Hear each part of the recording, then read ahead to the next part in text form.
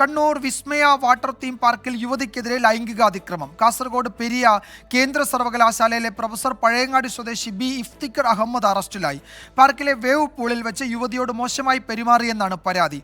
നേരത്തെ സർവകലാശാല വിദ്യാർത്ഥിനിയോട് മോശമായി പെരുമാറിയതിന് ഇദ്ദേഹത്തിനെതിരെ നടപടിയെടുത്തിരുന്നു. സജോ ദേവസ്യ വിവരങ്ങൾ നൽകും കണ്ണൂരിൽ നിന്നും. സജോ, ഈ സർവകലാശാല വിദ്യാർത്ഥിനിയോട് അപമര്യാദയായി പെരുമാറിയതിൻ്റെ പേരിൽ നടപടിയെടുത്ത ഘട്ടത്തിൽ അദ്ദേഹം ഇതിന് പിന്നിൽ CPM SFIയുമാണ് എന്നൊക്കെയുള്ള ആരോപണങ്ങൾ ഉന്നയിച്ചിരുന്നു. ഇവിടെ എന്താണ് സംഭവിച്ചിരിക്കുന്നത്?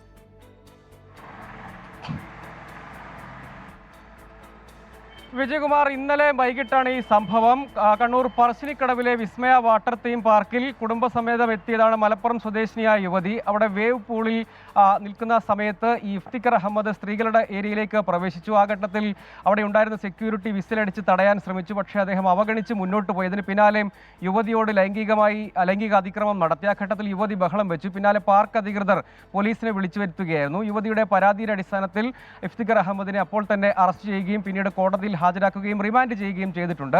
വേവ് പൂളിൽ വെച്ച് മോശമായി പെരുമാറി കയറി പിടിച്ചു എന്നതാണ് യുവതിയുടെ പരാതി. ഇയാൾ കാസർഗോഡ് പെരിയയിലെ കേരള കേന്ദ്ര സർവകലാശാലയിലെ ഇംഗ്ലീഷ് വിഭാഗം പ്രൊഫസറാണ്.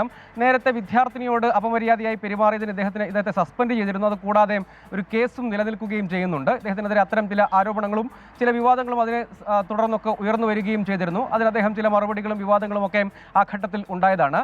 ഇത് അപ്രതീക്ഷിതമായി വേവ് പൂളിൽ വെച്ച് ഇത്തരമൊരു സംഭവം ഉണ്ടാവുകയും യുവതി ബഹളം വെക്കുകയും അതിൻ്റെ അടിസ്ഥാനത്തിൽ പോലീസിനെ വിവരം അറിയിക്കുകയും പരാതിയുടെ അടിസ്ഥാനത്തിൽ കേസെടുക്കുകയുമായിരുന്നു എന്നാണ് പാർക്ക് അധികൃതരിൽ നിന്ന് മനസ്സിലാക്കുന്നത്. പോലീസ് പറയുന്നത് അവിടെ വെച്ച് ഈ സംഭവം ഉണ്ടായതിന് ദൃക്സാക്ഷികൾ അടക്കമുണ്ട്. യുവതിയുടെ പരാതിയുണ്ട്. അതിൻ്റെ അടിസ്ഥാനത്തിൽ അപ്പോൾ തന്നെ കേസെടുത്തു, കോടതിയിൽ ഹാജരാക്കുകയും റിമാൻഡ് ചെയ്തു. ഇദ്ദേഹത്തിനെതിരെ തുടർ ആരോപണങ്ങൾ ഇതുമായി ബന്ധപ്പെട്ട് നിലനിൽക്കുകയും ചെയ്യുന്നുണ്ട്. നേരത്തെ വിദ്യാർത്ഥി സംഘടനകളടക്കം ഈ അധ്യാപകരെ ബഹിഷ്കരിക്കുകയും പിന്നീടാണ് അച്ചടക്ക നടപടി സ്വീകരിക്കുകയും ചെയ്തത്. ആ നടപടി പിന്നീട് ഉപാധികളോടെ പിൻവലിച്ചു. പക്ഷേ ആ കേസ് വിദ്യാർത്ഥിനിയോട് അപമര്യാദയായി പെരുമാറിയെന്ന കേസ് നിലനിൽക്കുന്നുണ്ട്.